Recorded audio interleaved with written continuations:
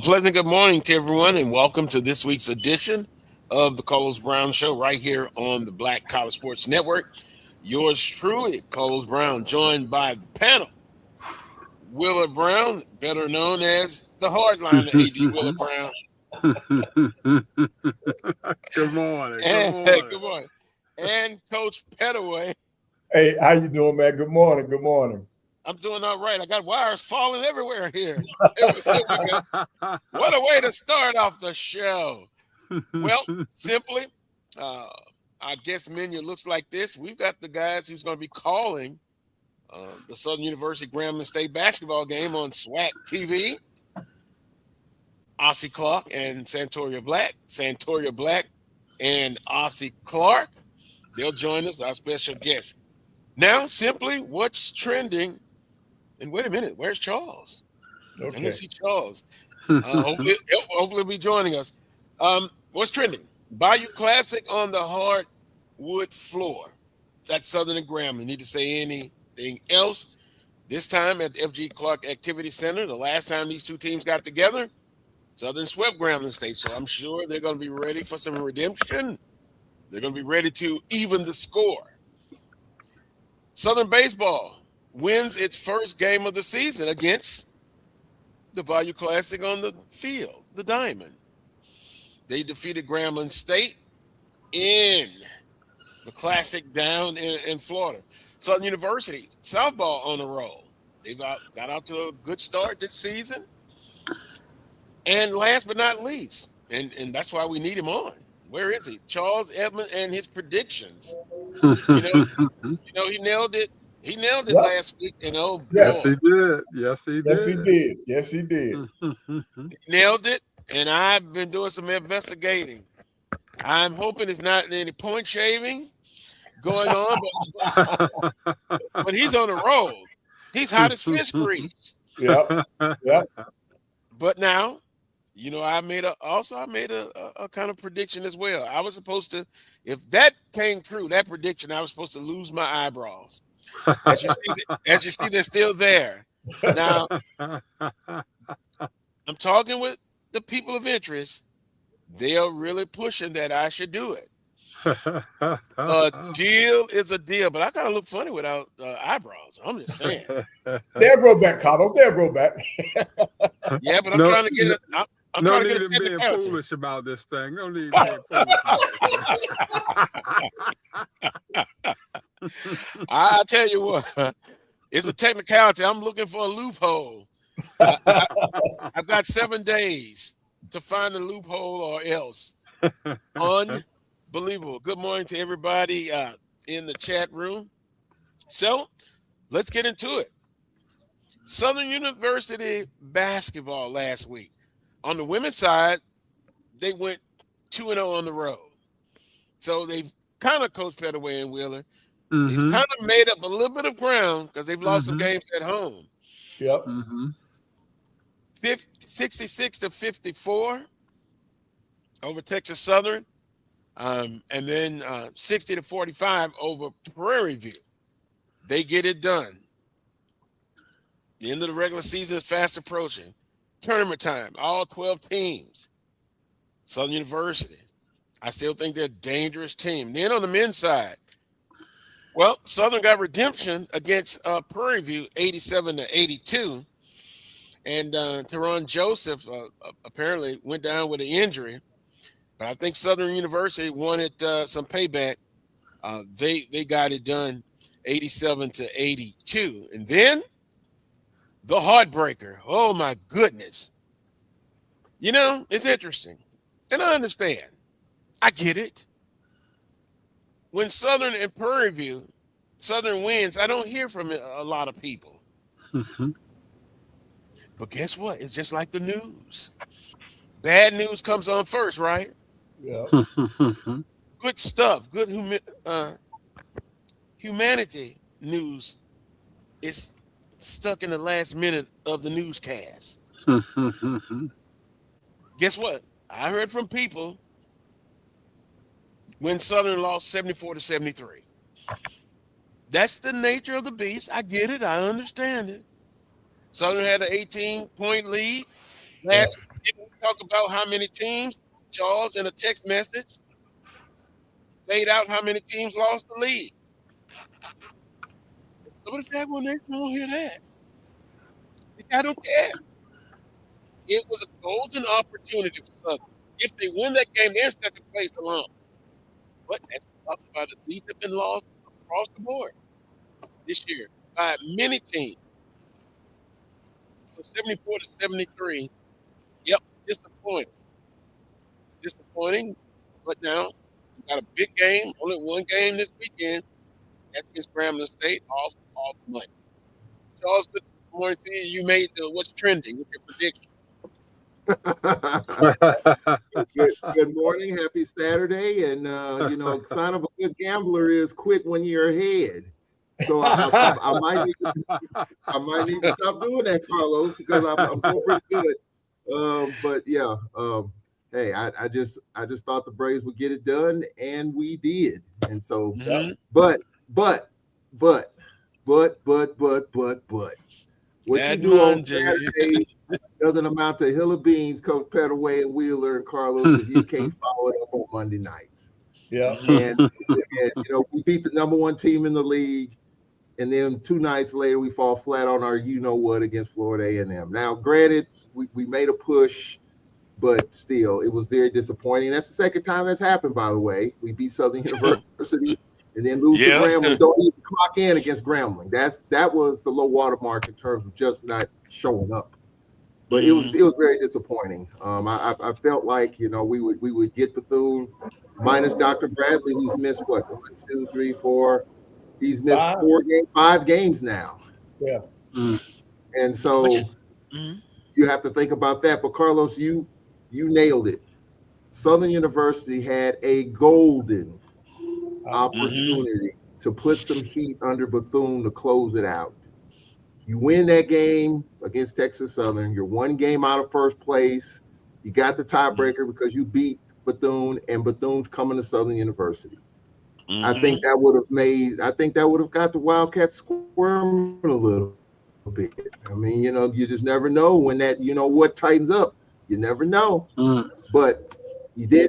And so now the question is, I do think Bethune has enough gas in the tank to win the regular season. They won Thursday night. I think they'll win tonight. They'll close out. I think they'll win tonight. Yeah, they're just to me 10 points better at home than they are on the road. They came back from 13 down against probably one of the hotter teams in Texas Southern. I think they'll win tonight. And if teams don't cash in and win their games and set it up to where they're in position, that's all you can do, because I don't think Bethune's going to lose tonight. Now, when they come to Southern, when they come to Grambling, and they go to Tallahassee, we'll see. But you got to be in position. And All if right, now you don't handle your business tonight, that's another story. Right, Charles. I just think that with Bradley being out, that's going to hurt them down the stretch. And let me give you a scenario now. If the Bulldogs can win, if A&M can get them, that's going to put more pressure on them. They got to come to Southern. They got to go to Grambling. And I think A&M looks at it that way. I mean, they can't look ahead, but they got fam first, I think. And then they got to think about, if we can beat them, that puts the pressure on them. That puts us puts us closer to the race. We can beat them and get some help. They're going to throw that race into all kind of chaos, man, because Southern can still be a part of making the race ugly by winning at home. So Bethune's not out of the woods, and I don't think they can win it without Bradley being in that lineup. I don't think they can. And also, they when you say have winning, are you a talking slate. about the regular season? Correct. And Are the you talking about the regular season or the tournament? Yeah, I think that they'll fade down the stretch because they need him on the floor. See, when you look at minutes played, those kids are playing a lot of minutes, man. So they're gonna wear down. They're gonna wear down, and so that I think that's what's gonna get them. Because you look how jumbled the schedule is the last 2 weeks. You play Thursday, Saturday, and then they got to hit the road. that's taxing, man. If they don't get Bradley back, they may not win the regular season. Wow. Now, Charles, you had to leave a little early, and Coach Pettaway went over minutes played. I think you had left. Right. Yeah. And then two. Bethune-Cookman, wouldn't you agree? They have struggled on the road of late. Yeah. And I said that tournament, I would not be surprised if they don't win the tournament. Now, the regular season, we'll see. But three, I think it's going to go down to the last week, like we've all kind of agreed with. Everybody crowned Bethune-Cookman early. The race is not won by the swiftest, and they have been outstanding. I got a chance to look at them real good against Jackson State, and they lost. They're a good team without Dr. Bradley. I understand that. But that big guy in the middle, I was impressive. He reminded me of old school. He stayed in front of that basket. Yep. He got rebounds, and he looks like to be about 6'10". He's maybe 6'9". That's Rosen in the Charles. Yeah, he's a load in there, man. He's a load in there. Yeah, and so it's going to come down to the last week. Even on the women's side, A&M has proven they're still on the hot streak. I feel better about Alabama A&M more so than Bethune-Cookman. This is what you all don't know. They lost that report now. They lost one of their big. They lost their lead. They lost their leading rebounder and second lead scorer. She's in a walking boot. I didn't know that. Yeah. Well, that does change things a little bit. Then now they have two bigs, and so the question is, can they make that adjustment? Right. I mean, I still got faith in them, but they're a better club when they're healthy, and with Davenport being down, that's gonna test their resolve, man, because that's gonna be more minutes because Coach Thorne has done a great job of subbing her bigs out. And I'm telling you one of the things that a lot of people haven't picked up on. If you notice, when you get your first foul, guess what? That horn gonna blow. You coming out. She's been doing it. She's been doing it all year, man. Yeah. And she saves them that way. But now you don't have that luxury because Davenport is gone. Yeah. So Coach Pettaway, you know them better than I do. I'm from the outside looking in. If I said Alabama A&M, though, their depth, I understand what you're saying, missing those two persons, but it seems like she's been playing a lot of players, or am I wrong on that? No. She does. She uses her bench. She uses her bench, but she rotates the post players more than any other position. Okay, got you. Yeah. She keeps fresh post players on the floor. Well, very, very rarely you go through a season unscathed. Yep. Yeah. So, injuries are always a big part of, in the grand scheme of things. So, as you guys been saying, those who can adapt and adjust are the ones who come out on top in the end. But the thing you want to go through an entire basketball season injury-free, you ain't doing it but kidding yourself. You just try to be ready for any eventuality that may come up because it's coming. It's just a matter of time. And even for us guys, Alcorn, we got some nagging, lingering injuries. Our heartbeat, Kiera Anderson, is banged up. We got Kamaya Claytor, our number one 3-point shooter, nicked up. So we're not talking about it. And Gilbert kind of mentioned it yesterday, but they're not talking about it. The players want to win so badly, and unless they can't go, they're going to go. So every team this time of year is got something to deal with. They just may not talk about it. It may not get out there, but we've got some stuff to deal with too, as we have a game here today against Jackson. And as us coaches like to say, defense don't get hurt. Yeah. Defense don't get hurt. And then, Charles, Jackson State, they just lost another player.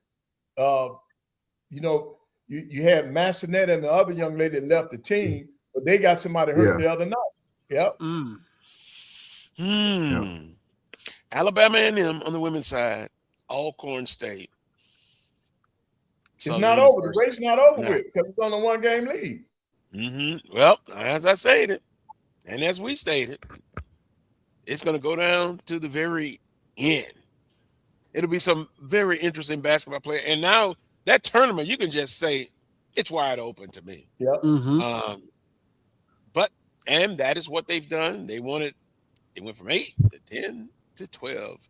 Let the games begin. Now, Southern University baseball defeated Grambling State, 13-3? Yesterday in a Jackie Robinson. But I remember I said critical eyes will be in Baton Rouge and Jackson. Let me pull up my point here. Until that first win, they've given up 50 runs. Wow.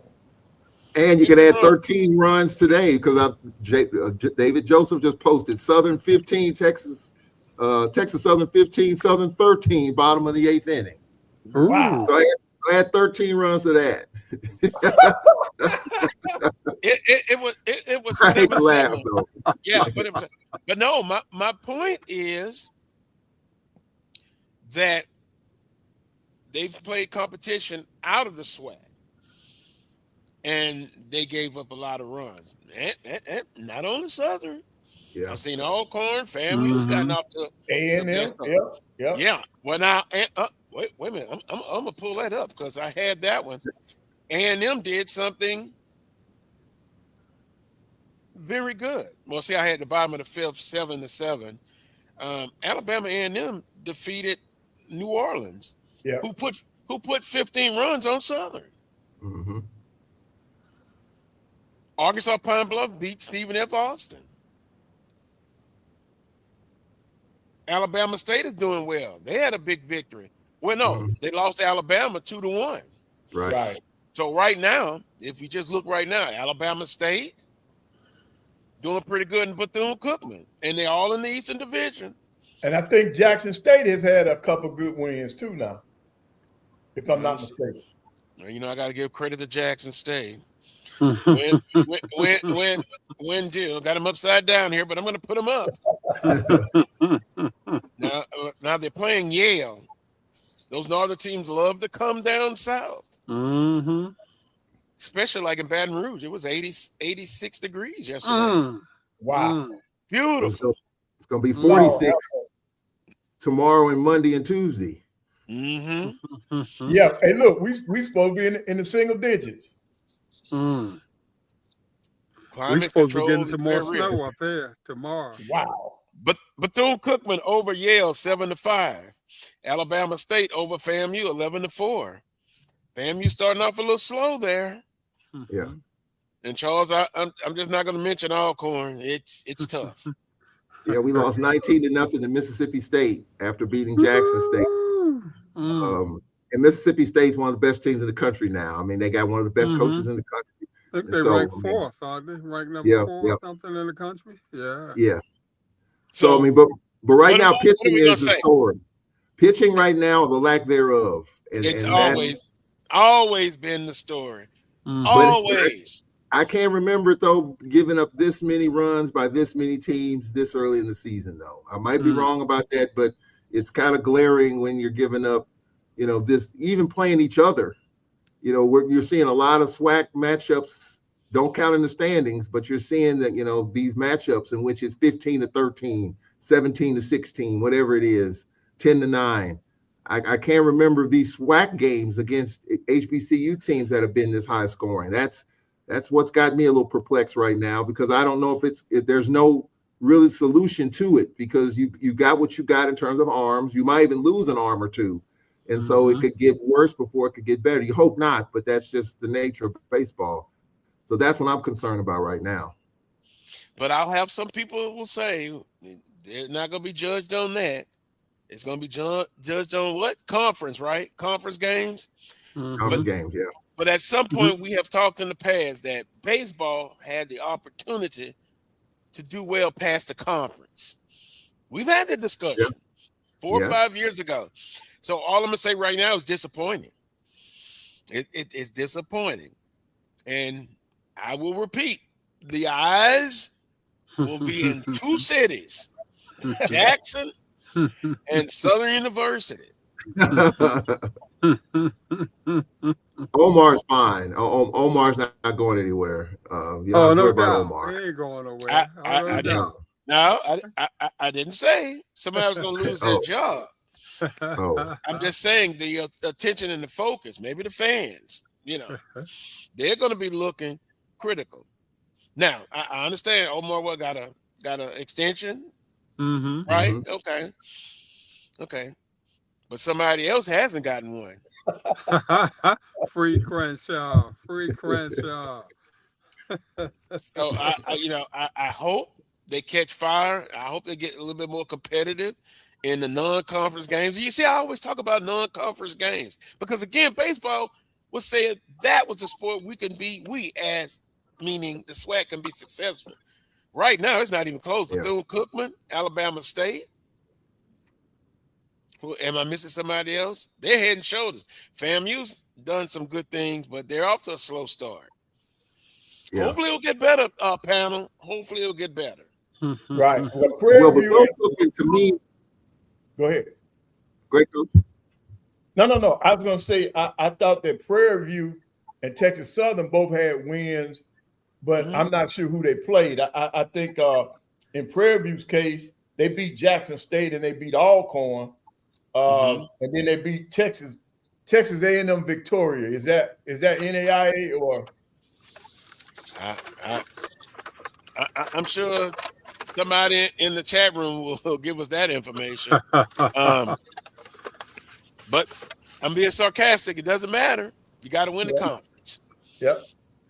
Regular season and tournament.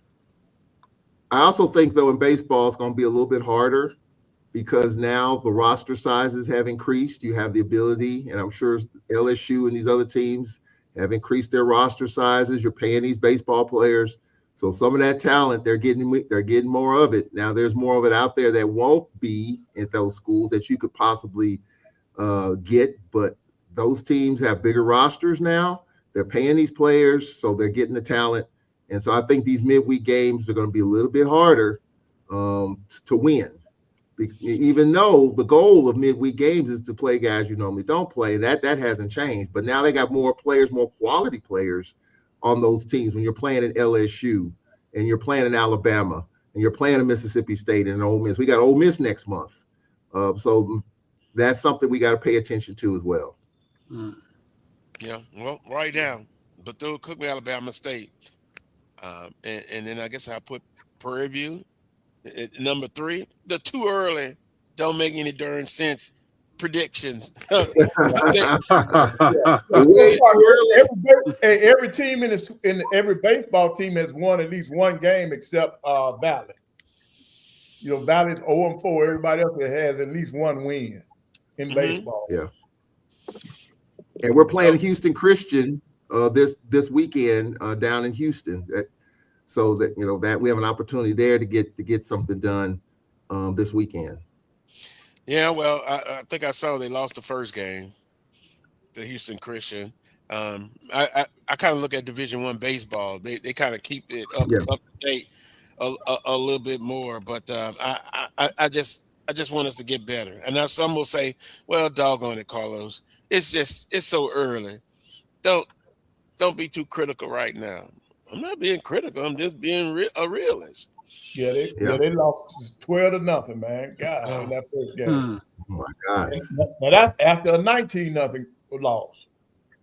31 runs in 2 games. That was Mississippi State, though. That was Mississippi State. Yeah.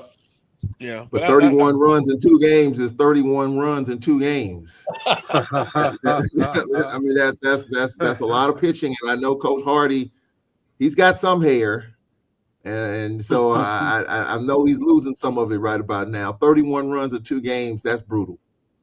Yeah, you're right, Coach. Alcorn lost 12-0. 1 hit, 1 error. Houston Christian won their first game. 12 runs, 10 hits. Okay, I'm going to move on. That's kind of depressing. It's kind of We're laughing depressing. to keep from crying. We're laughing to keep from crying right now. But hopefully it will get better. We'll take a timeout. When we come back, we'll take a deep dive into swag basketball. Of course, our guest, Ossie Clark and Santoria Black. And, he texted me during when we were having that discussion about SWAC TV. And I think hopefully I cleared it up. Because during the show, I text someone in the know at Southern University. And they basically said, with Jaguar Vision, they had already sold their inventory. So for Southern, it wasn't a lack of not the right equipment or that. They basically said they were one of the few, but in the future, they will commit fully to SWAC TV. So they had already sold their inventory, and it was only one of only the one that's kind of making a profit as far as Southern University and Jaguar Vision. But I know y'all making a profit because y'all got my money for me to watch the well, Coach Pettaway, money well spent. Money well spent. and guess what, Coach Pettaway? You were able to be satisfied with that 56-54 victory, a late foul.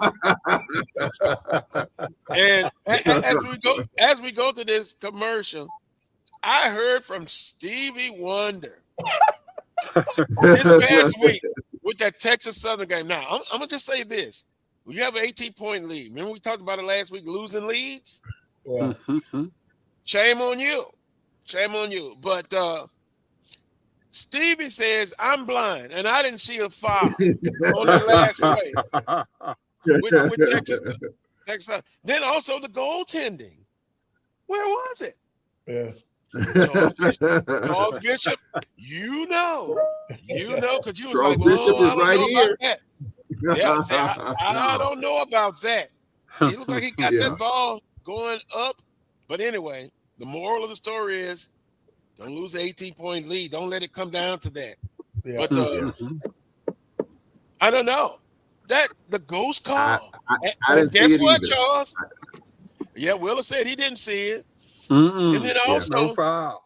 Correct me if I'm wrong, it was that baseline official, right? Why he didn't defer to the one on the perimeter? Yeah. Yeah. Let me calm down. We'll go to a break. We'll talk about that when we come back. You're watching the Carlos Brown Show right here on the Black College Sports Network. Maybe I should shave my eyebrows. From cancer care to accidental injuries to cardiac care, we all know that there are times that you can't control what happens in your life. But with Globe Life Family Heritage, you can be prepared to weather the storm when it comes. Call Dr. Beverly Eagle Rogers at 877-300-8269 or visit the website at globelifefamilyheritage.com. With over 25 years of serving communities, Dr. Beverly Eagles Rogers is here to help you and your family through difficult times. Dr. Beverly takes pride in Globe Life being one of the few companies that returns 100% of premiums to clients that stay healthy. So for more information, call Dr. Beverly Eagle Rogers at 877-300-8269 or visit the website at globelifefamilyheritage.com. And we have to fund our kids in these colleges, and we have to make sure our kids have seats in these colleges. And what about HBCUs? You mentioned. Absolutely. You got to fund them all, and you've got to make sure they're properly funded. You know, the real reason why I went after Comcast and Charter, it didn't have anything to do with my cable networks. It didn't. What happened was a gentleman wanted to do the Black College Sports Network in partnership with the HBCUs. And Comcast did not accept it. And that would have made a lot of money for these black colleges. Absolutely. And it would have educated the Black College Sports Network. This is what he wanted to do. That would have educated a lot of black kids. And when they didn't do that, that's when I came off the bench and said, okay, I'm going to light you up like a Christmas tree. Okay? That was the real reason why I got into it, was when I saw what happened with the Black College Sports Network, which I don't own.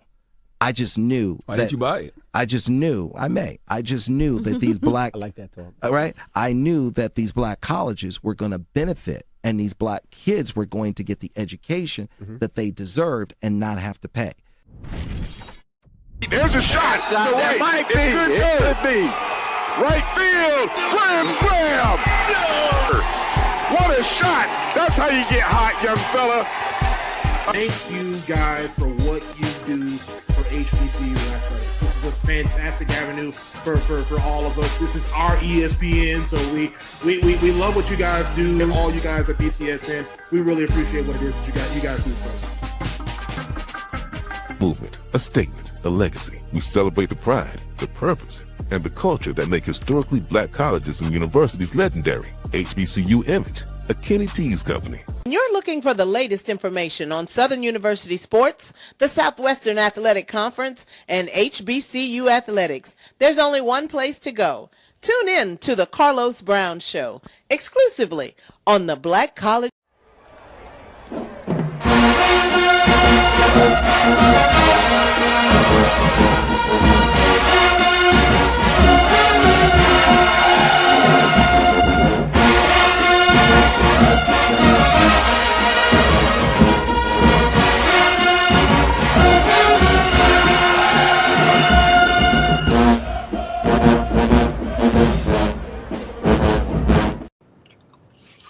Welcome back to this week's edition of the Carlos Brown Show, right here on the Black College Sports Network.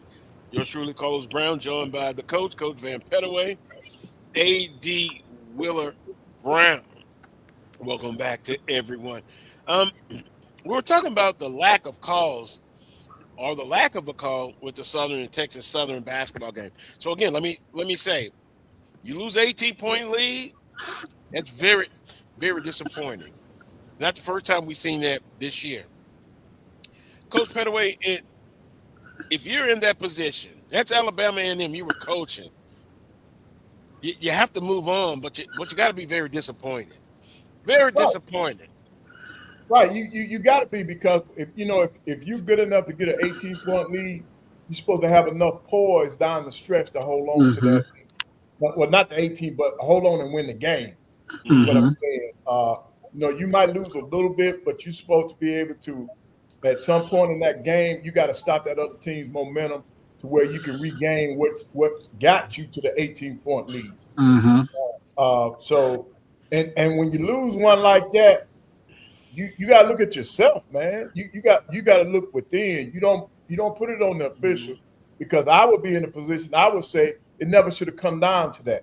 Yeah, the officials never should have been involved in the game, because fellas, if we have an 18-point lead, that's on us for losing that lead. It had nothing to do with the officials. The officials didn't take the lead away from you. They made a call at a crucial time in the game that went against us. But we never should have been in that situation, because we had an 18-point lead. And that's how I would address my team. But that's only in the locker room now. That's between me and the guy. That's not for the public. For the public, I lost the game. I lost the game. Interesting point. Some things said in public should not be said in public. True. Right. Yeah. I'm a transfer in a minute, Charles, about they kind of brought it up in the chat room. But let's stop right there. Let's go in the chat room. Wait, did you say an 18-point lead? Azareel, yes. Good morning, Carlos. I'm here bright and early with my Southern hat, socks, shirts, and underwear, watching the show. Sincerely, Marshall Falcon. Now, but you know what? That's EA.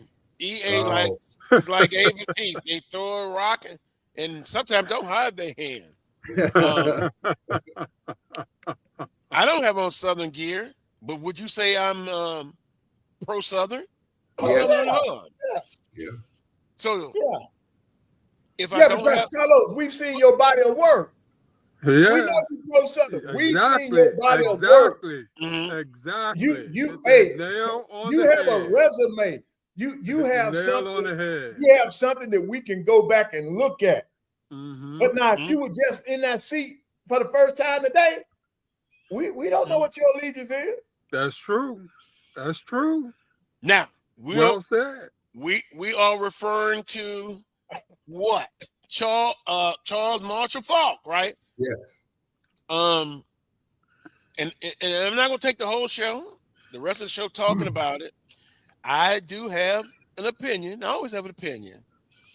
I'm not going to use facts versus opinion segment. I've done that before, right? I'm more concerned. Here's kind of my official take on it. I'm more concerned about the product that's going on the field.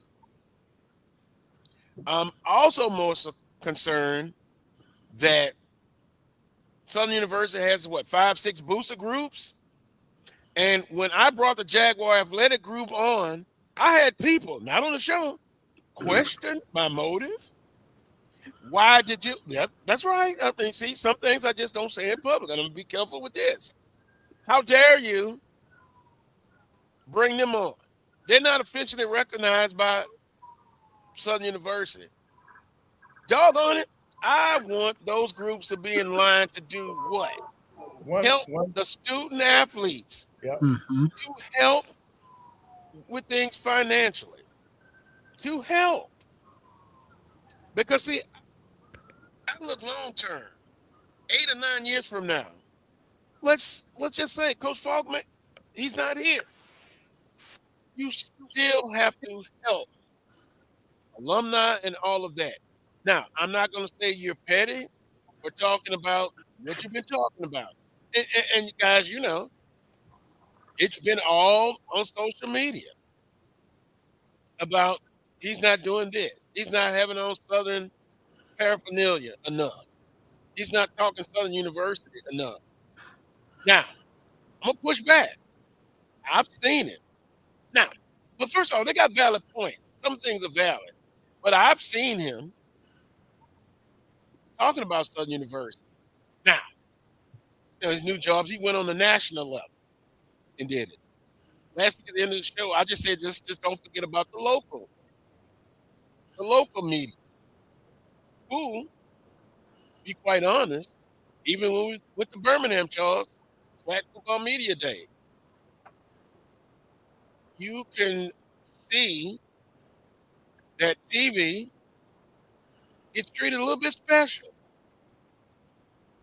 Radio, when I was doing exclusive radio, you kind of push back a little bit. But you know me, I fight. You're not going to jump in front of me.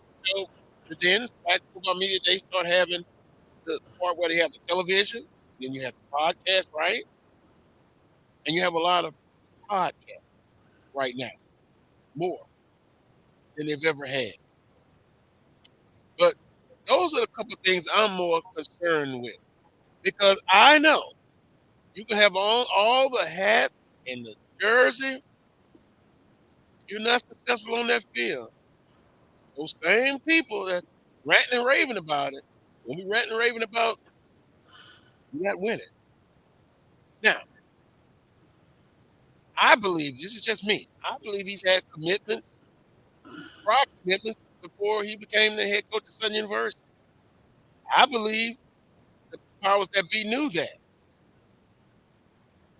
And so let's see going forward. It's February the 21st. It's only been 2 months. Did we have those same things when the previous two coaches who have on Southern paraphernalia all the time? Now, Coach Graves did. I know that. Every time I saw him, he had on Southern paraphernalia. Dude, you know, what was the internet talking about? Oh, he was a sharp dresser, right? Am I wrong about that? He was dressed down. Gucci and everything. People took a shot about that. Then the third thing is this. Something should be kept in-house. Because when I look, all the back, all alumni, they loving it. They loving it. There's certain things I would not get on social media and talk about. That's just my opinion. I'm more concerned with, okay, I'll take a question. Carlos, shouldn't Coach Paul be using the time to energize the fan base? At least, Definitely. at least update your social media. That's valid. Yeah. Hey, see, Carlos, this is the only thing. I think he should. I think Yeah. he should. Right. And Carlos, this is what I was looking at. Mhm. With him coming from Colorado with Coach Prime, who was in the SWAC, I would have thought that a person of his caliber would have his own publicist and people like that he had when he was in the NFL that would assist him in doing some of this stuff. Like, I don't expect him to be the person doing the social media stuff, but I would expect his assistant or whoever his publicist is to help him with some of the other things. Was, you know, to put it on his schedule. Say, now when you come from this, we need to do this with the alumni. We need to be here. You know, somebody else should be helping him with his schedule. And I thought that's part of the stuff that I felt, or I still feel, that he should have got from Coach Prime, because this is his first time on the collegiate level as a head coach now. So he does not know everything that takes place for a head coach. I'm talking about on the collegiate level now. I'm not talking about how they do it in the pros and all that, but I'm talking about on the collegiate level, it's a little bit different. And I don't expect him to know what to do, but I do expect someone to be in his ear to help him through this process. And that's why when you get your first head coaching job on this level, and Charles, you and I have talked about this, you know, finding your way to the bathroom, knowing where the bodies are buried, and the whole 9 yards. You got to have somebody there to help guide you through this process. You know, and, you know, to what Coach Pettaway was saying, you know, Falk ain't prime. And I say that in terms of personality wise and things of that nature. So nobody Different. should be expecting the same kind of fervor from Falk that you got from Prime, because they're two different personalities. You know, Falk is a little bit more a lot more laid back, a lot more quiet nature, that sort of thing. And, you know, the people that hired him are responsible for knowing this and putting the things in place accordingly to help guide this man through the process. But like Coach Pettaway and I were saying, a lot of our jobs, you know, people are touchy-feely, you know, and you can probably go through like 10 schools where the fan base is rabid and they want to feel like they can touch you and feel you and talk to you pretty much at any time. You know, Jackson State, Southern, probably A&T, FAMU. I mean, the list goes on and on. Alcorn, you know, the list goes on and on. And you got to know this coming in the door. You know, people got to pull your coattail, that sort of thing. So that's where the administrative staff comes in, and they help guide this man through the process. They formulate that schedule, Carlos. You know, they get those booster groups together. They don't need them going to all of them individually. Get them all together. You know, let the man come in and explain his vision, but it's important that he gets buy-in early on until he gets a body of work that people can judge him on. Because right now they're looking for something to judge him on, and they're judging him on this stuff that's going on right now, as opposed to Marshall Falk, the football coach at Southern University. Because right now they don't have anything to judge him on. He hadn't put a team out there yet, so forth and so on. But he's got to do the videos. He's got to get like the weight room clips of the guys working out, all that sort of thing, the stadium clips. You know, I see all the time with Chennis Berry, South Carolina State. Every time I turn around, he's got to play a video out there with them practicing in the morning in terms of going through the workouts or weight room workout or something to that effect. You know, but he's constantly showing the progress, you know, or the journey, I like to say, of what the kids are going through in order to get that finished product out there. And that's what Falk has got to do right now until he, like I said, he gets a body of work in terms of wins and losses where people can judge him on his own. Right. And see, Carlos, it's just like right now at A&M. Do you know we have a group of people that are in Florida right now with that basketball team, both the men and women. They got their own separate group of people, and we'll be getting footage and highlights and stuff from them. The head coach is not doing it, but it's set up that way. Dr. Bryant, that's why I'm telling you all, some of the things I have learned so much since he's been at A&M. Man, this man has come in, he's energized those students. He's got about 20-something students that do intern work through the athletic department on all aspects, from the social media side. They got people that travel with the team to put this stuff out there, Carlos. So it's not the head coach that's doing it. He's aware of it, that this is going to happen. This is why these kids are part of your travel group. This is what their responsibilities are. And so they get the message out to the alumni, to the university, as to what's going on. So it's not just Coach Falk. Now, somebody might say, well, it's the sports information director's job. Well, yes and no. I think in today's climate, it's different. It's not just a sports information department job. They have a separate entity now that people that just handle the social media aspect of it. And they're there. Those are, in our case, those are students, and they're supervised by a staff member. But all of this was created by Dr. Bryant here at A&M. And you can find stuff on everything.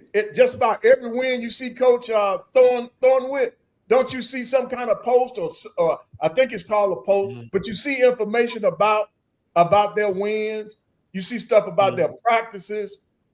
You see stuff from while the game is going on, they're putting stuff out there. Those people are present.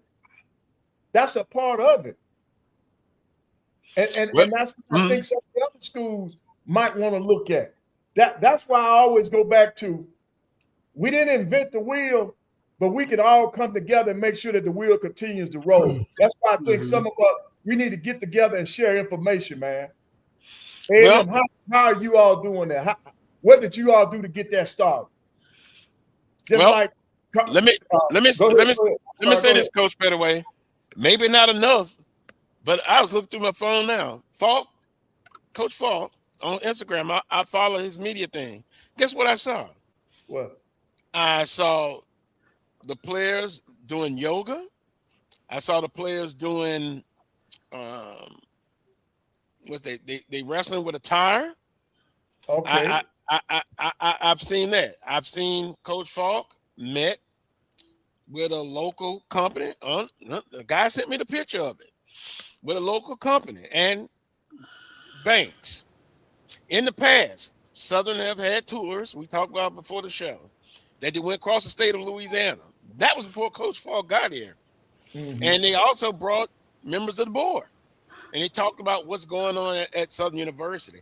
They are. And I've seen everybody. Students have to help, because here's a big question we raised 4 or 5 years, Charles. You remember when we had a show? We were talking about sports information, getting more people to come in and help. Right. Getting paid a better salary. A lot of times, I'm gonna tell it. It was only one person doing it. It's changed. It's changed now. I've seen stuff out there with Southern, not only Southern football, basketball, also baseball. Everybody's doing it. I guess people are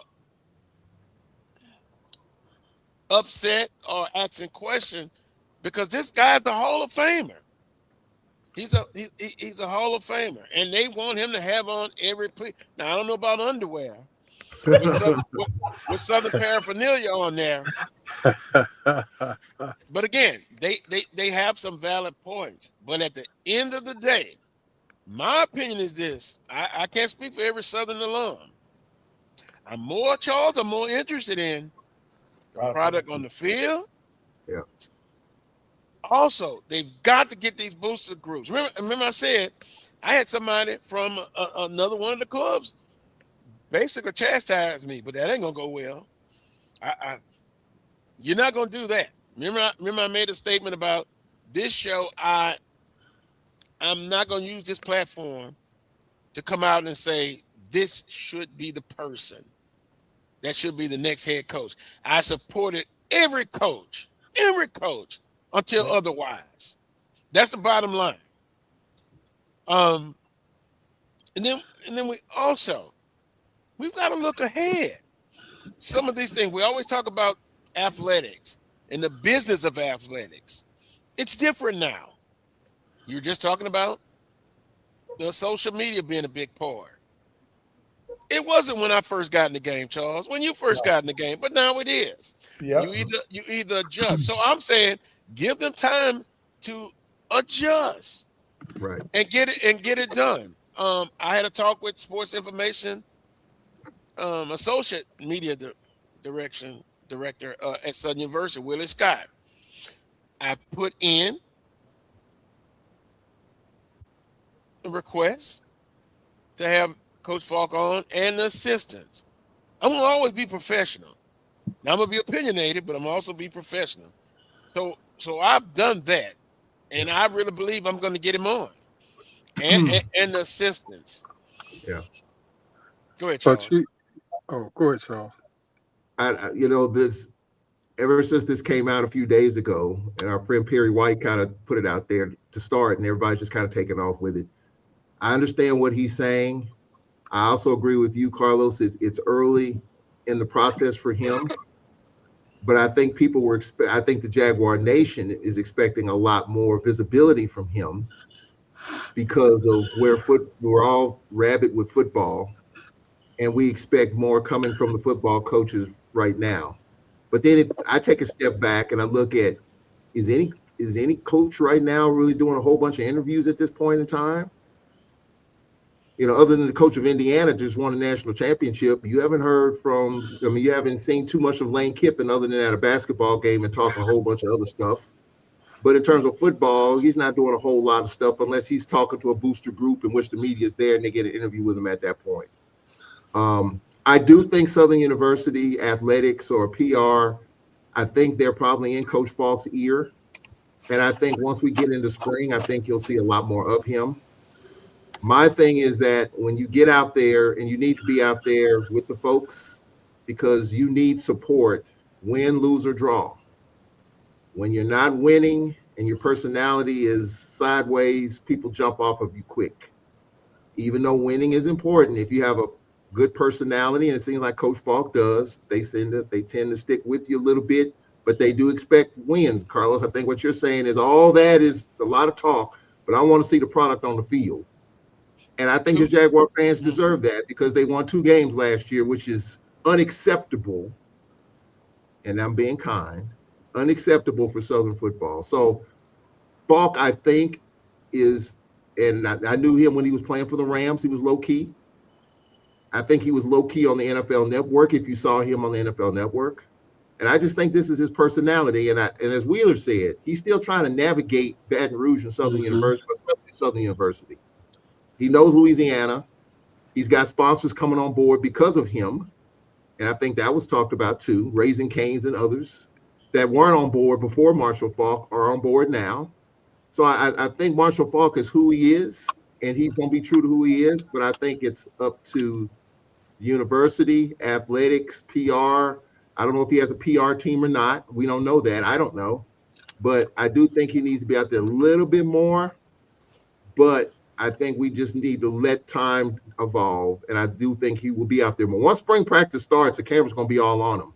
Trust me, they're going to be out there practice. Unless he limits practice access, I think you're going to see more of him. So I understand your point. I understand Perry White's point, Wheeler's point, Coach. I understand everybody's point. But I'm kind of leaning now on, let's just let this thing simmer a little bit. Let's get to spring practice and see the type of availability he will be a part of in terms of talking with the media, because he's going to need them. because there's no guarantee that Southern University is going to go 10-2 this year. There's, I mean, they got a lot of work to do. I know they won't be 2-10.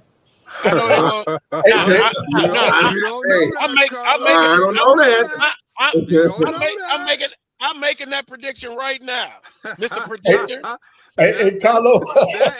You won't have a beard or eyelashes if they go too early prediction. That is a way too Carlo, early prediction. Carlo, who said they can't be 10-2? Come on now. Who said they can't be 10-2 this year?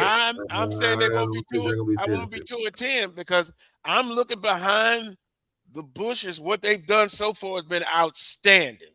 Okay. But they've got to put it on the field.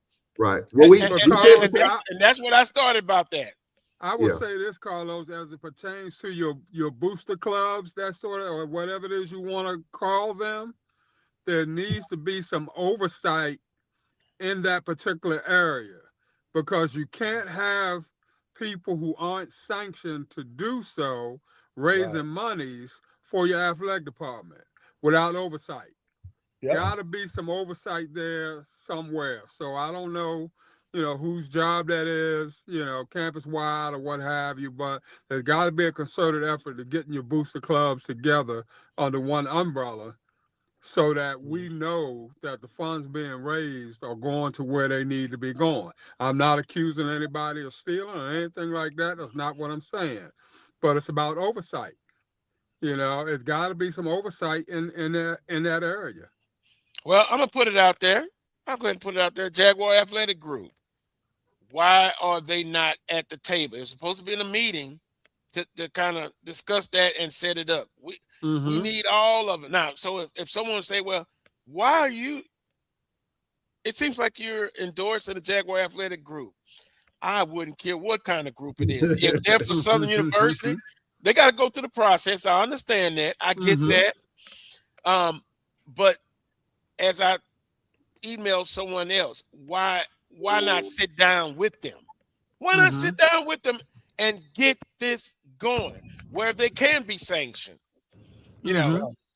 I'm for this group, so we're in charge. Yeah, each booster group individually, but I'm saying collectively, this is for the student athletes. I'm not interested in I'm first. I got the most power. The student athletes is the one that needs the help and to help the athletic department. That's all I'm saying. But Willa, to your point now, it's supposed to be sanctioned anyway by NC2A. It's supposed to. Or at least, every booster organization has to come under the umbrella of the university. Exactly. It has to be not that unless the NC2A has changed it and I don't know about it. Well, and because their funds count towards the budget and all that sort of thing and stuff, and on the EADA report that you file on a yearly basis or what have you, all that's included, and that's why they have to be up under a single umbrella. Now they can keep their name or whatever it is you want to call it. If you got 5 booster groups, that's okay. But they still need to be under that single umbrella so that there's some accountability all the way around. Correct. Ooh, wow, the chat room it's getting rough. No, my eyebrows, they're here now. They may go off. But Carlos, you were talking about Southern is not going to go 2-10 and all that. We this time last year when Prairie View hired Tremaine Jackson and some of the talk coming out of that was Atlanta. We all thought he was crazy, and next thing you know, we look up in December, he's in Atlanta.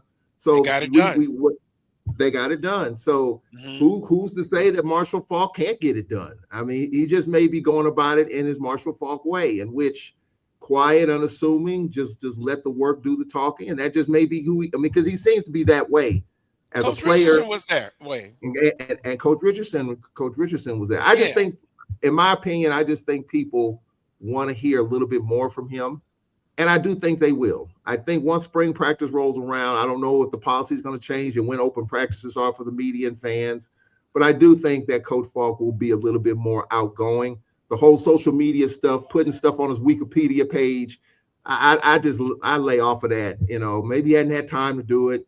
I mean, whatever. I mean, and I know it's an easy thing to do. It takes 5 minutes or 10 minutes to do. I get that, but I wouldn't be too deep into that. He works for Southern University. He's the head coach, and let him do his thing. I would like to see him out there a little more, but I do think he will be out there a lot more once spring practice rolls around. Yeah, everybody's entitled to their opinion, and there's some valid points. But I just speak from my point. And I got a text. I'm more concerned with the product that's going to be on the field. Yeah. Right. That's the main thing. I could have Southern hats on, shirts every doggone day. But guess what? If you don't have a winning season, and when you struggle, those same people are going to be the main ones talking about it. And while we're at it, why not have all the coaches in the conference be more out there? You know, to me, and I'll wrap this up. To me, I'm more interested. I'm going to judge the coaches on winning and losses, because you can be out there and have all the fanfare, but then you have a losing season. I'm not going to be thinking about, do you have enough paraphernalia on? Yeah. Do you have on blue and gold hat? Sometimes I have them on, Southern, but most of the time I'm dressed like this. Right. And then, Carlos, have they announced the spring game yet? They hadn't officially announced it, but I've got, I always get the information. I know when it's in, what month it is. It's going to be in March, mid-March. Okay. Mm-hmm. And have they given a date when they're going to start practice? Mm-hmm. I've gotten it, but they haven't officially announced it, so I'm going to wait for them to officially announce it. But I'm going to be there, and I hope they block out all the other people trying to come in. Oh no. There's one thing about this. It's a lot of people interested. It's a lot of people interested in Southern not doing well. They love it. They sit back, coach. They are out there. I'm not talking about you specifically, but they are out there. And just when these stories went viral, see, people in the chat room are talking about the story and the show that brought it out. I'm gonna be professional. Yeah. I've been doing this a long time. Sometimes I've been angry. Sometimes I've went at it with the board of supervisors. Me and Tony Clayton got into it. We had an interesting conversation this week. I had to raise my voice. What? Yeah. So I stepped back and I said, "Are you gonna share?" Be professional. No, I'm not. I'm gonna be professional. I'm going to again find out and put in the request. I'm being selfish here. Yeah. to get them on the show. Yeah. And assistance. And so I've been given word that they're gonna do that. Yeah. So maybe I should have on Southern paraphernalia all the time. But see, this show, it says the Carlos Brown Show. Mm-hmm. Yeah. So I talk Southern University, I'm alum, but I also talk swag sports, other sports. We've had other ADs on. By the way, I put in a request for Coach Banks. He said, set up the dates, give him some dates, and we're going to do it. All I can do is ask. All I can do is be professional. All I can do. And I'm going to say this, and it may rub some people the wrong way. This show will continue to go on. Even if I didn't have any Southern person on. Yeah. That's just the way it is. But I try to have a good working relationship with everybody. And I think I've succeeded in that. Yeah.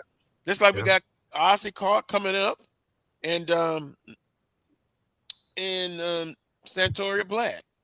I built relationships. And you're not going to agree with everybody all the time. Sometimes you got to simply sit back and we'll agree to disagree. But I know this as I close. Sometimes you got to know when to hold them, when to fold them. and if you get to a point where you're not professional and you get personal. That's right. Hell, they're not going to come on. Yeah. Yeah. So think about it long term again. Mhm. I'm thinking 10 years from now. You lose all credibility, Carlos. You lose all Right. credibility. And without I- that, you don't have a show. Nobody's gonna watch you. Mhm. Bottom And line. of course you got to pay it. Yeah, I Mhm. had some people to say they can't watch it anymore. You got to accept that. Fine, I understand that. But I've also had some people already this morning text me and talked about, this story that's gotten out. They have some valid points, but it's just how you present it. How you present it. So, well, again, in this case, for some, you'll agree to disagree, and that's fine. That's understandable. We'll take a break. When we come back, I'll check on to see. It's gonna be all right, Coach Pettaway. It's gonna be all right.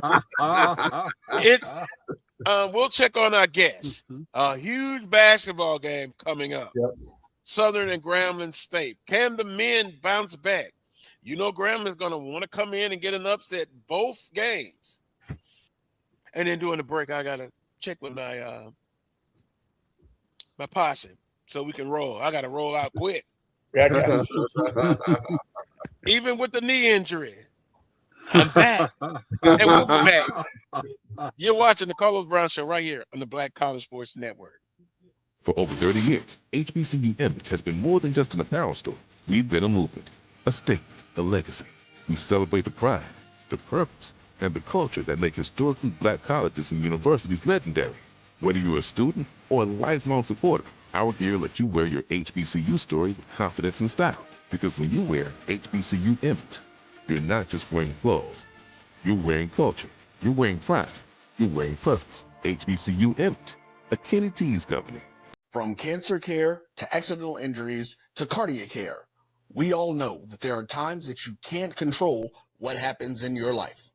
But with Globe Life Family Heritage, you can be prepared to weather the storm when it comes.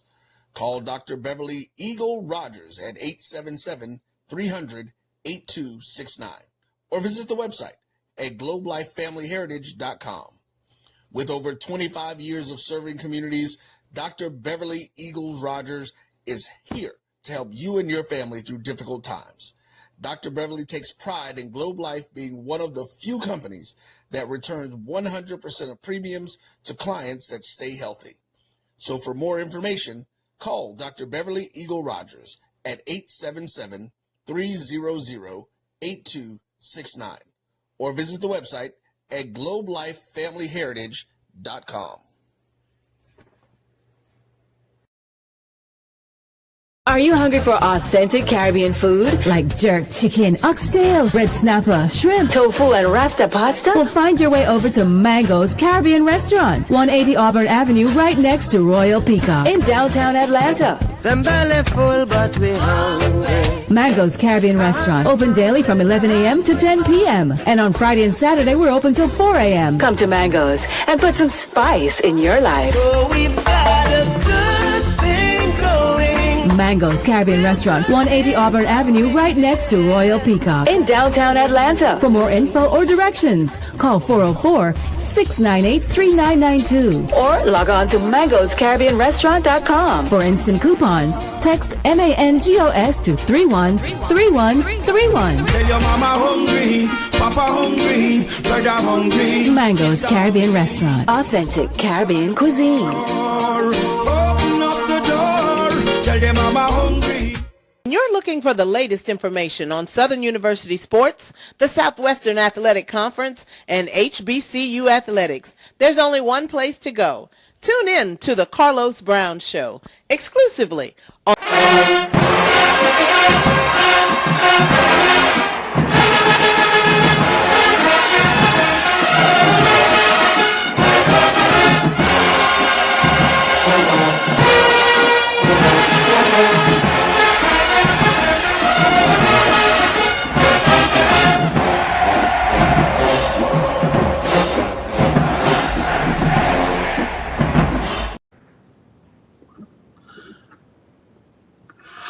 All righty.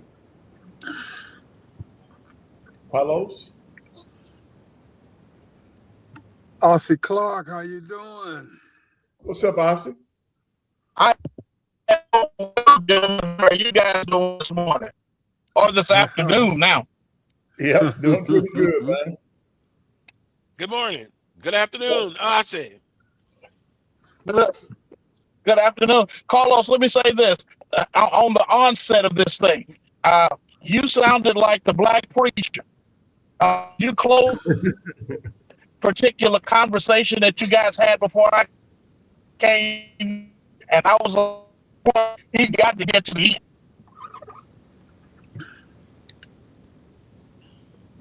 Yeah, he's going in and out. Yeah, Ozzie's going in and out. But Carlos, I did hear him say that you closed it like a Baptist preacher. That's what he was saying. Okay. Can y'all see me? Yes. Yeah, we can see you, Carlos, and hear you. You good? Okay. I think I lost. Yes, sir. We can see you. Can y'all hear me and see me? Yeah, we can now, Ozzy. The voice was a little off, but it's better now. Okay, I'm gonna do. Okay, I apologize for that. It happens when I'm traveling to Baton Rouge.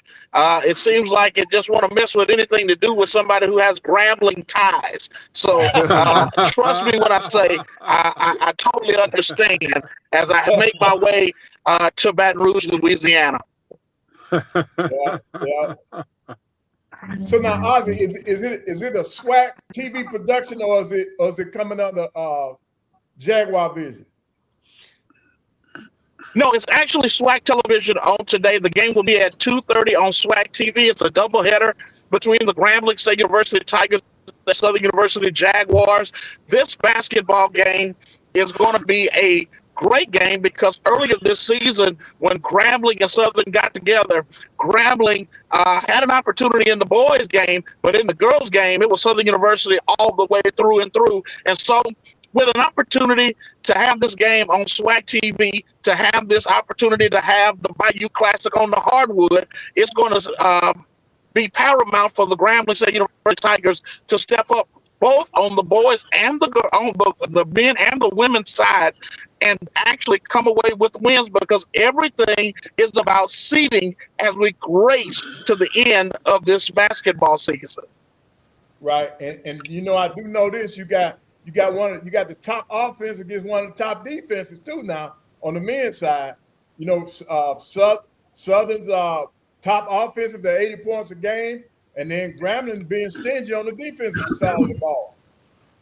Grambling is one of those type of basketball programs. When they play well, they play extremely well, and they play well across the board on all ends, offensively and especially on the defensive side of the ball. The Tigers play extremely well by being able to do the little things better than most teams. And what is that? They out-hustle you. They make those plays. They're in the passing lanes. They rebound the basketball. They push in transition after they play good defense. But it's all started on the defensive side for Grambling University. The tough thing today for Grambling is not necessarily can they stop Southern defensively, because I believe we saw in the first game that it's possible that it can be a closer game. But the game, to me, Coach, at this point is, can the Grambling Tigers throughout the course of this game not have long periods where they go through scoring droughts? Because if you watch the last couple of basketball games, that's really been the Tigers' issue. Against Texas Southern, scoring drought. Against Prairie View, scoring droughts. So Grambling has to find a way to play good defense and then not have scoring droughts. Right. Now, Ozzy, one more question for me, Carlo. Ozzy, who should I be looking at on Grambling today to carry that scoring load? If you're looking at anybody on the Grambling State University side, the person that you would have to look at the most is a young man by the name of Matulip. He's been the guy that has stepped up tremendously. He and Coffee the Third are the got on the Grambling State University side. Matula was the end of the newcomer of the year of the week for the Southwestern Athletic Conference, scoring, I believe it was 26 points against Texas Southern, and then the following game against Prairie View, he had a 25-point performance. So he's the guy that's been stepping up and playing tremendous basketball for the Grambling Tigers, along with Coffee III, who's actually the next best basketball player, probably scoring-wise is a better basketball player than Matula. Okay. Awesome. What's going on? Can we do this? Can you log in and log back out and then log in? Sure. All right. Well, Carlos, this is Carlos, now, do you think? Okay, I'm sorry. Go ahead, Charles. Now I was going to ask, just talking about this game, considering what happened with Southern and Texas Southern, how do you think Southern will bounce back? Because if Southern wants to have any chance at the regular season at all, they got to bounce back and win this game today. I mean, we don't know what's going to happen with Bethune and A&M. I do think Bethune will get them, but Southern needs to bounce back in more ways than one. I mean, the regular season may be a stretch, but you want to get back and playing good basketball and build some momentum going into the tournament. You think Southern has put that TSU game behind them, being at home and taking on your number one rival? Well, you answered. They're going to be ready, and it's a rivalry, and so they're going to be ready. You got to put that Texas Southern out of your mind, in my humble opinion. Yeah, as a coach, you want to tell them that. I mean, you have to tell them that. But now with this being a rival game, if this was A&M and Bama State, I wouldn't have to get them ready to play. Right. Because it is a rival game. They know they've been on campus all year. They know what the rivalry is like in football. So if the Southern basketball players, they know what the Bayou Classic means to Jaguar Nation. They know what winning against Grambling means to Jaguar Nation. So that part of it should come from within. Now, as coaches, we come up with our game plan. We got to make sure that they know what our game plan is going to be for this particular game. That's all the coaching staff should have to do. They should be coming up with the game plan. But in terms of having the players ready, that's up to them to do that. And with your rival game, Carlos, that should not be an issue. It's not, in my opinion. And I knew Charles was going to ask that question. See, I know him. I've been knowing him for 20 years. I'm just putting it out there. And I understand that. Yeah. And a valid point, valid question. Yeah. But they're going to be ready. They're going to be ready. This is something. And Grambling's going to come in ready. Yeah. Now they got swept last time. Yeah. Well, I will say this about Grambling. They got something to play for in terms of, and I'm looking at the standings here. Grambling right now, 5-7. They're in 10th place right now. Of course, we know the bottom 4 seeds in that play-in game. So Grambling has an opportunity to get out. I think Grambling is going to have to win some games to get out of that play-in bracket. So I think that's impetus for Grambling to kind of step it up. I mean, FAMU's in 7th place at 7-7. The disparity in the number of games, but Grambling technically is only a game and a half out of 7th place. So Grambling, if they want to avoid that play-in, that Monday play-in date, they need to step it up. So I think it's a big game for them, and Southern University wants to keep their name in the conversation as far as the regular season title. I think if Southern doesn't win this game, I think it's going to be tough to get to the regular season title. But for Grambling, they want to get out of that bottom 4. I'm just right. Now, Charles. Now, Grambling is the only team that I have not seen live. One of the only teams I have not seen live. Yeah. In the preseason, they were playing real well. Did they have injuries or did somebody leave the team? Because when they started conference play, it didn't seem like it was the same team. So, well, all I know is I saw them one time. Of course, we only play them in Southern one time. And Ozzy talked about Coffee. Coffee was one of the kids that came over from FAMU with Coach Carey. And Coffee is a volume scorer. He can fill it up. But I didn't notice any drop off. I just think, just trying to get to know Coach Carey and knowing his system and trying to make all the pieces fit, I think that's probably been the story for Grambling. And I'll say this about Coach Carey, guys, and Ossie can kind of confirm this. You know, I didn't see a fiery Patrick Carey when he was at at Florida A&M. What I've been hearing is that Coach Carey has just been in people's grills. I mean, he's letting the officials have it. He's letting players have it. I mean, you're seeing a fiery side of Patrick Carey I didn't know existed. And so no. Yeah. not Coach Carey. Oh, yeah. I didn't really know him. I still don't. But, you know, he's kind of, I wouldn't say laid back, but he's got a passion about him that I didn't see at FAMU last year. And maybe just trying to light a fire under Grambling right now because they've been struggling. They lost to Prairie View. That was a tough loss for them. You know, had a chance to get to the middle of the bracket. So there's a lot to play for, pride and all of that. Teams trying to move up in the standings. So I think this game in Baton Rouge is big. Right. Ossie, we got you back. Yes, sir. I'm back. You were talking. Continue your point. What you were talking about with Grambling State. Well, Grambling State, when we were talking about it, I had an opportunity to watch them this weekend, last weekend actually against Texas Southern, and that basketball game. Grambling actually came out and dominated really the first half of the game. Really came out strong, played very well in the first half. But Grambling had that scoring drought. And you talked about Coach Patrick Carey and what he's bringing to the table, which is a little bit more passion, a little bit more fire, because he really did kind of lay into his guys, especially when they had about a 6-minute drought where they just didn't score the basketball. I mean, they couldn't have dropped it in the Mississippi River if you set them over the top of the river with a ball in their hand. That's how bad it was for the Grambling Tigers. Wow.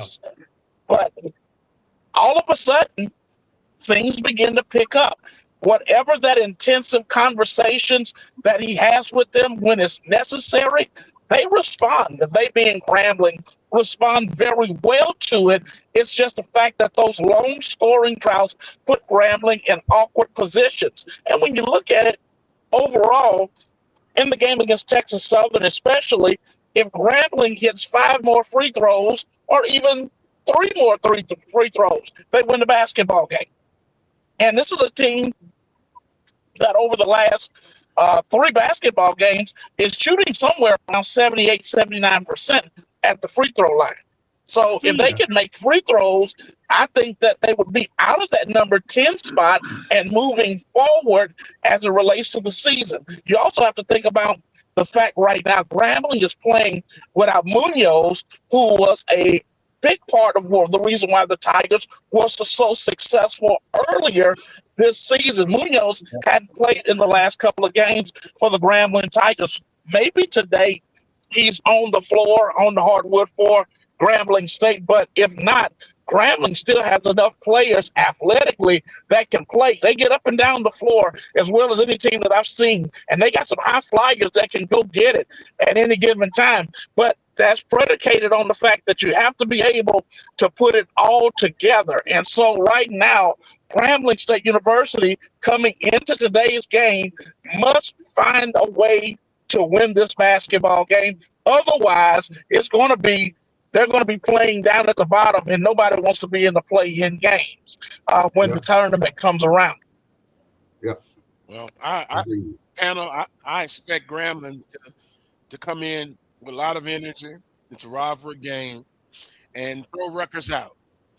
And I look for Grambling to play their best and give their best shot.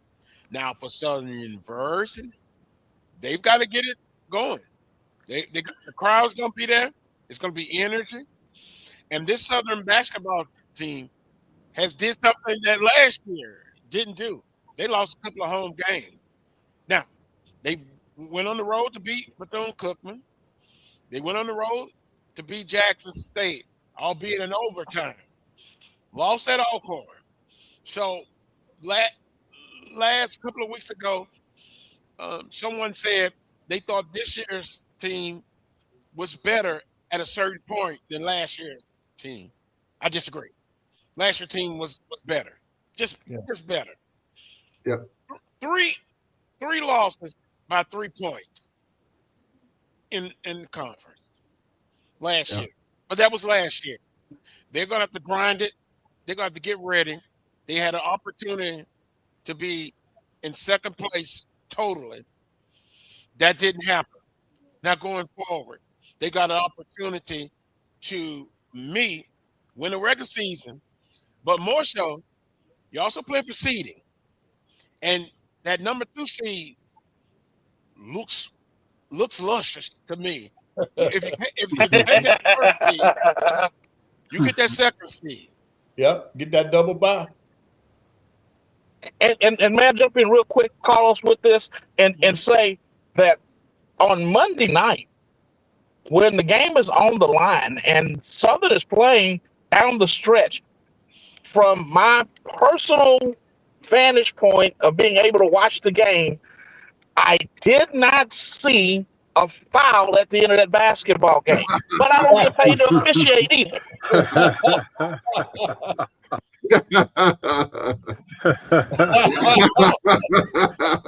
That's unanimous, Ossie. I didn't see it either. So with that being said, I really believe that the Southern University basketball team is actually a good team. You think about the games that they've won so far during this 3-game stretch, they've all been close. They've been close basketball games because this team knows how to grind. They know how to get it done at the end of the day. So it sets them up to be very dangerous in the tournament because right now somebody may think that they're an easy win. But I heard some of my friends say this ain't going to be no easy win. And that's what you have to think about when you play the Southern University Jaguars. This will not be an easy win. They have guys that can just flat out play. The thing is, can they consistently do it? That's what I believe that everybody is looking at this particular point for Southern University. Can they put it all together? Can they put a string of wins together and get to the NCAA tournament? That remains to be seen. But right now, with what they have on the floor, week in and week out, Southern University is as good, if not better, than most teams in the Southwestern Athletic Conference. Yeah, so really, Carlos, what we are really saying is that Texas Southern on 2 of their wins this year, they're kind of suspect because at the end of the game, they made Alcorn come back and then they got some Jaguars. So Texas Southern might be kind of suspect, okay? Wait a minute, Coach Pettaway. You're going to have Dr. Cavill getting upset. I would comment on that, Coach Pettaway. I got to go on that note. I got to go on that. Hey, good luck today. Good luck today, Charles. Good luck. We'll be a prediction? Do I have a prediction? I am going to make a quick prediction. I am concerned about this one. I am concerned about this one. Ruffin is averaging 29 a game in conference. Wow. Not great. Nice play. I got a chance to see it Monday night. Mm-hmm. And so I'm concerned about that. And, we yesterday's practice wasn't the best. I'm concerned about this. Jackson's playing a little bit better. And so I'm concerned about this. So we'll talk about it next week. All right. Hey, good luck, man. Have a great broadcast, Charles. Appreciate it. Oh, boy. Coach Pettaway, let's do this. Yeah. Your game of the week in the conference. Well, let's start. Let's start with the ladies. On the ladies' side,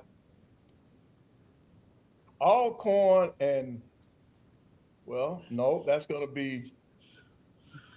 I think the game at Southern. I think your place would be the game of the week with Grambling and Southern because it is a rival game. I think that's going to be big for your ladies to bounce back. Alcorn and Jack playing at home against Jackson. No, yeah, the game of the week for me would be Grambling and Southern on the women's side. Yeah, I'm always worried. I don't know for this year. Southern women get 2 powerful non-conference wins, and I've said it. That conference teams know you so much better than those big schools. So for Southern University, they've got to just continue to try to get better. They've had some injuries like everybody else. No excuse. They had a player that they were counted on. I guess the NCAA said that's not going to happen. So you got to push toward the end. You got to push toward the end. And now on the men's side, I'm gonna pick the A&M Bethune-Cookman game. And I'm talking about because that's a big indicator as to whether or not A&M is going if they're for real in terms of trying to close that gap on Bethune-Cookman, and then Bethune-Cookman has to show that they can win without Doc Bradley. Now they're at home, right? Yeah, they're at home. They're at home. A&M's already won. That's just going to be a very interesting game if Alabama A&M can come in there and win a game at Bethune. That's a tough place to play. Yes, yes, it's tough.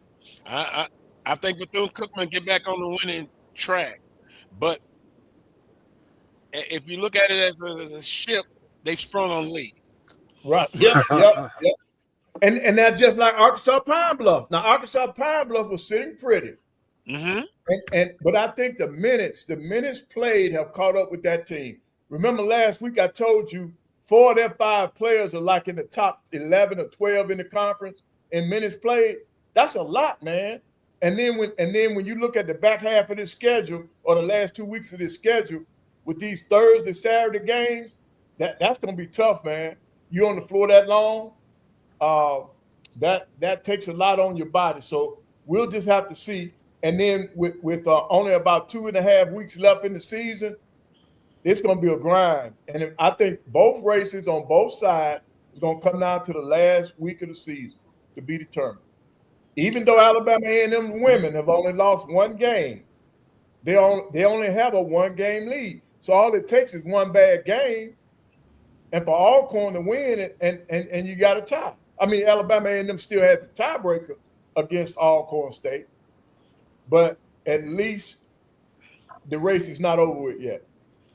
Yeah, because we had a question in the chat room about, and you've answered it, about UAPB and their chance. Oh, you talking about on the men or the men's side? Yeah. Yeah. They play a lot of minutes, man. They got a good team now, and I promise you, if you have not seen them, man, that they have a fantastic, and they may have the best freshman in the conference on the men's side. It's again, this tournament's going to be very interesting. You know, as much as I talked about the 12 teams, I think it's going to be exciting. Yeah, I think it's a toss-up. Right. I don't think he's going to be in the clear-cut favorite going into that tournament. 3 weeks ago, we would have said it was Bethune all the way. But see, they come back to the pack, man, because you can see what an injury would do to a team. With Doc Bradley out, they have played very close games, and then they had the losses. So it's very important to stay healthy coming down the stretch. So am I missing something? You know, Doc Bradley, great player, but I think with Cookman, also and Coach Penaway and Wheeler, I think they're still a good team. Right? Yeah, they got headed. They got the 2 headed boys. They got the headed brothers, rather. But here's the thing: Headed might be leading the conference in minutes played. You know, and that's a lot on the kid. We talking about you averaged over 35, 36 minutes a game. And so he right now he's helped carrying that team. But see, Bradley is a difficult matchup.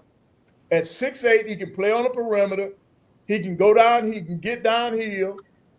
He can do everything well except on that free throw line.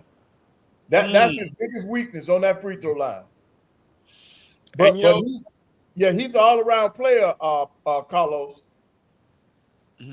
If we kind of look back at this season up to this point, we've seen teams with big leads losing. Last week we talked about basketball. It's a game of streaks. And then we also can talk about missed free throws Yep. that have played a part. Boy, tough. Austin and Willer and Coach Petaway, I love the big lead, but I start sweating when teams get a big lead. Because people are losing those leads. And see, part of the reason why, okay, like Bethune-Cookman, that is one of their team weaknesses. They're only shooting 68% from the free throw line as a team. As a team, now they're 11th in the conference free throw shooting. You all are not much better. You're 10th. Southern's 10th in the conference. Yep. Yeah. And in the game today, Grambling is 5th. They shoot 73%. That's pretty decent. And Southern is only at 69%. Better not be close. Yeah, better not be close because I'm worried. And Southern's best player missed 2 free throws in that Texas Southern game, and giving Texas Southern the opportunity to win. And to throw this in, guys, and Coach Petaway will be able to this better than any of us probably ever will be able to, and will as well. The one thing that matters in basketball, especially the later the season goes, and in any basketball game, it's that holy trinity, guys, that really matter. It's what can you do at the free throw line? Can you out-rebound the other team? And do you not turn it over as much as the other team? Those are the 3 metrics that you have to actually look at your basketball team and say, are we doing these things well? Because if we win at least 2 out of those 3 categories, we have an opportunity at the end of the game to win it. So if you're already doing well with rebounding and shooting free throws, then you might be able to turn it over a little bit and still win the basketball game. But you got to be able to win at least 2 out of 3 categories to have a sure chance at winning. If you lose 2 out of them, you're going to lose that basketball game. And especially when the game comes down the line. I don't understand it. I'm just being honest with you. I have no understanding of why it's so difficult at this level for people to step up 15 feet away and shoot a free throw shot. I have no idea why that is the most difficult thing to happen, because it's the thing that's going to win and lose basketball games for you. And about 5 or 7 years ago, I was reading an article or something in USA Today, and they were saying that free throws was the most overrated part of the game. And I was like, that is the most bunch of, I'm going to use my Deion Sanders words today, bull jive I've ever heard in my entire life, because free throws are what extend leads. Free throws are what give you breathing room. Free throws is what allows your team to actually put the game on ice when it's necessary. So free throws will definitely be a factor in today's basketball game. But that holy trinity, if you don't win 2 out of 3 of those categories, you're going to be in trouble. And I don't care who you are or what team you are. Those 3 things are paramount. Yep, and that's all over the country, man. That's just like on the women's side. Carlos, I was watching the LSU South Carolina game the other night, right? Your girl Johnson missed 2 big free throws, but she could have put a team ahead in that game. So yeah, you're absolutely right, Ozzy. Free throw shooting is very controlling the basketball, protecting the basketball, putting down free throws, and winning that battle on the glass to give yourself extra opportunities. That's what it's all about, man. Especially coming down the stretch. And then, Carlos, I hate to tell you all this, but in Southern's case, you all got to win at home, because you close out the season on the road. You got to come to Alabama. Alabama State's going to be fighting and scratching to improve their position, and so is A&M. So in terms of your men and the women, they got to win at home. They got to win at home. If you're looking at second place on any level, you got to win at home, man. And then to be honest, try to still win on the road. Yep. You got to come with it on the road, man. Now, this is a very crucial homestand. And at Alabama State, Remember last week I talked about it. It's always a 1 point win or loss. Either way, it's going to be tough at Alabama A&M. And so I agree, Coach Featherweight. They've got those 2 losses at home. Really, when you come back and look at it, if they don't reach second place or first, you will look back at those 2 home losses. Now, they did redeem themselves against Prairie View, but that Arkansas Pine Bluff is going to hurt as well. Looks like Austin's made it. Austin made it to his destination. Austin, have a good one, man. Austin, have a good. Y'all have a good one, man. Thank you so much, guys. I certainly will, and I appreciate the opportunity to be on with you guys today. Just check us out this afternoon at 2:30 on SWAC TV. Santoria Black and myself. He'll be giving you the play-by-play story, and I'll be by his side. Cardiac Kids right here in Baton Rouge. Yep, you always do a great job, man. Good luck today. Thank you. I appreciate it, Coach. Thank y'all. Yeah. And Austin, I'll hop down to meet, because I don't think we ever met in person. But it'll be me and my best friend and bodyguard. Okay. All right. Hey man, I tell you what, come on now, hop on down to the area. If you can't hop down, I'll hop to you. Okay. And the Holy Trinity. Ozzy always the Holy has Trinity. Yep. All right, man. Have a good one, Ozzy. All right, y'all good. Take care. All right, man. Yeah. All righty.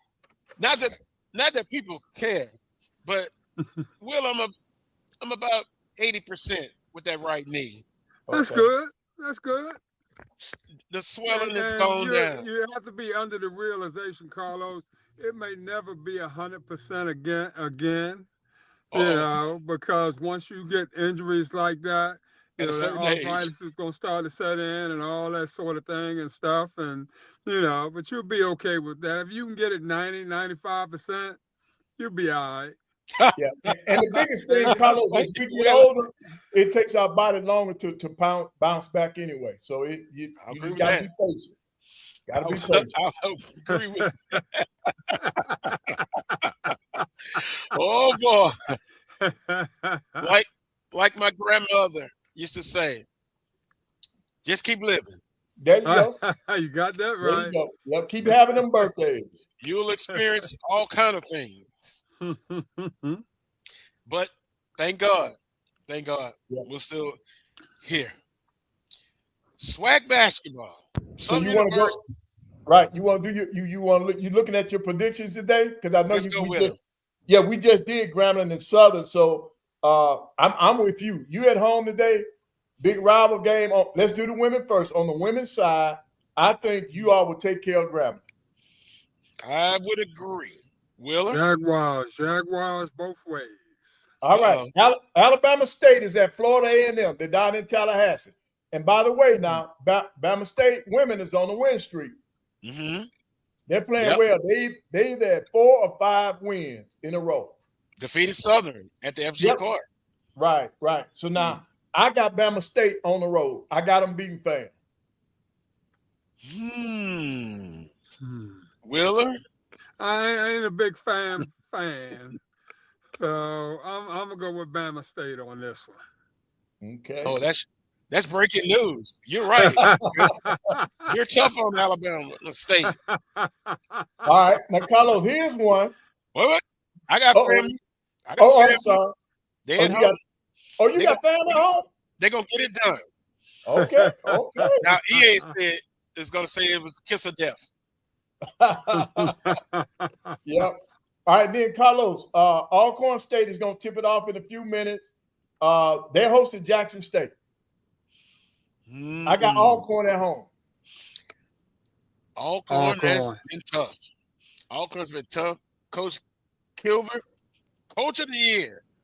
Now, some people say, wait a minute. If Dawn Brown don't win the regular season, you put her in there. Could we look at Coaches of the Year? Or but you know, they normally automatically give it to whoever wins. Yeah. Even though it might be a year where Alabama A&M was picked second Alcorn was not picked in the top 4. And it would look on paper like Kilbert has done the better job. Mm-hmm. You know, so Yeah. that's Yep. All right, then down in Arkansas, Pine Bluff, they play host to Prairie View. I got Pine Bluff in this. I don't see Prairie View getting off the snide on the women's side. Yeah, well, Pine Bluff. I've been talking a lot about Prairie View. Mm-hmm. You know, I see potential, but I'll go with Pine Bluff. Okay. Then we got Mississippi Valley playing host to Texas Southern. Texas Southern women,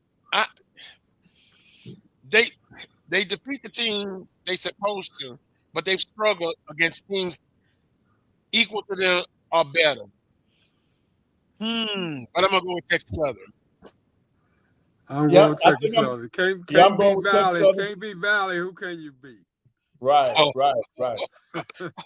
come on, man. All right. And then Bethune-Cookman playing host to my Bulldogs. Bethune-Cookman playing host to Alabama A&M on the women's side. Dawn Brown gets it done. Not only is she the diva and the best dresser and the most charismatic, she has a good basketball team. Right. Alabama A&M wins it. Yeah, I'm going with A&M also. So now gotta go with the diva coach on that one. Gotcha. All right, now we've taken care of the women. Now it's a doubleheader day today. So on the men's side, Alabama State is at Florida A&M. Alabama State at Florida A&M. Ooh. Yeah, you know, their record doesn't reflect it, but seeing them against Southern University, I'm gonna go with Alabama State. I think they're gonna squeak it out. Yeah, I'm with. Go ahead, Willa. Bama State. I'm with Bama State. Yeah, Charlie Ward's still trying to find out where the bathroom at. Bama State. Gotcha. All right, now Jackson State men at Alcorn. Now, and Charles already gave us what he thought was going to happen. He doesn't feel good about this. So Jackson State at Alcorn. What you say, Carlos? Well, wait a minute. Did Mr. Magnificent? Did he make a prediction? Yeah, he said he doesn't have a good feeling about it. Wow, how we changes. Well, this Alcorn team, when they beat a team like Southern, they beat Bethune-Cookman. Then the following day, they go down. So based on that, I think they got a punch a stand to defeat Jackson State. Now, shall I think about it with my mind, or because it's Jackson State, I would like to pick against it?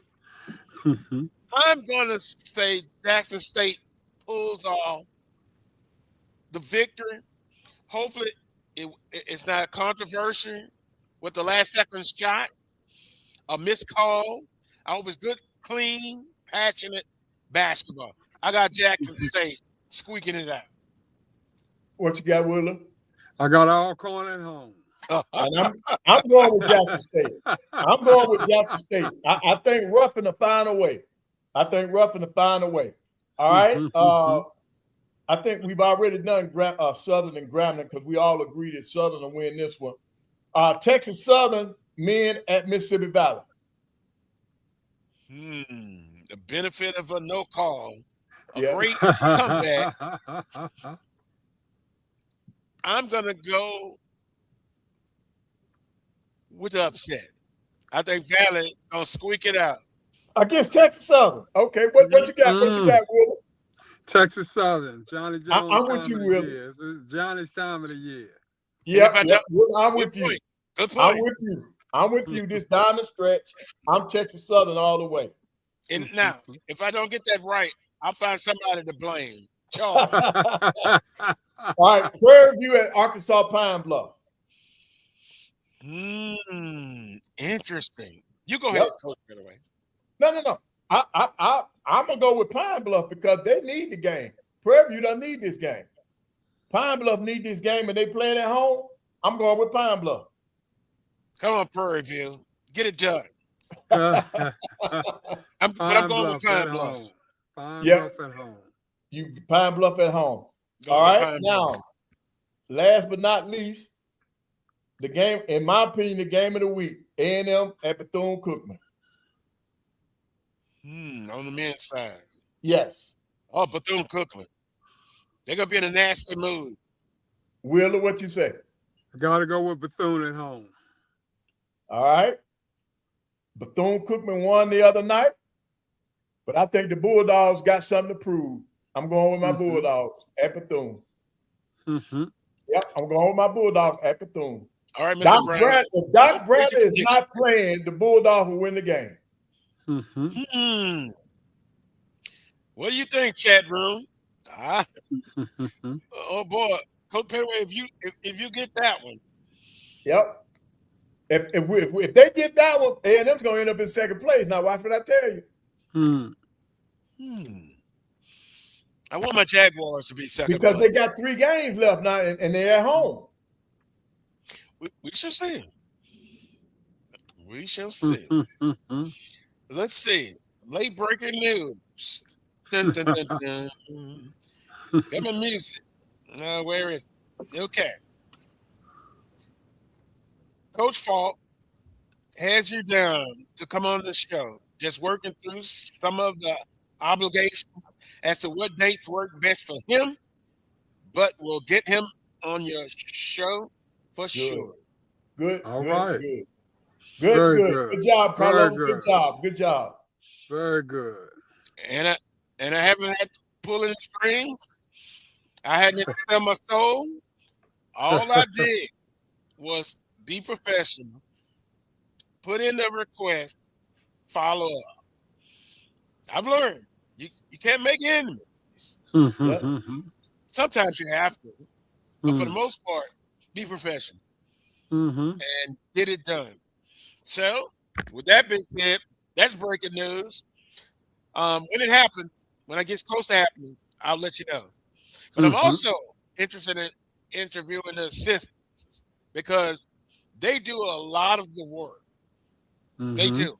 And if you don't have a good assistant, if you don't have them, you'll find out quickly. That's true. Spring practice, unofficially, March, middle March. It'll be interesting to see. Now, from a what's the word I'm looking for? From a I can't think of the word, but I'll put it this way: because of who you have at head football coach, expect from a media perspective to be wild. Oh yeah. And I don't know if some of the practices will be limited. Will they be spring practice open? I'm sure all of that will take care of itself. But I will say this. When you have that type of person being the head coach, when Coach Sanders is at Jackson, you expect to have something out every day or every other day. The interest is what I'm saying is going to be through the roof. It's going to be through the roof.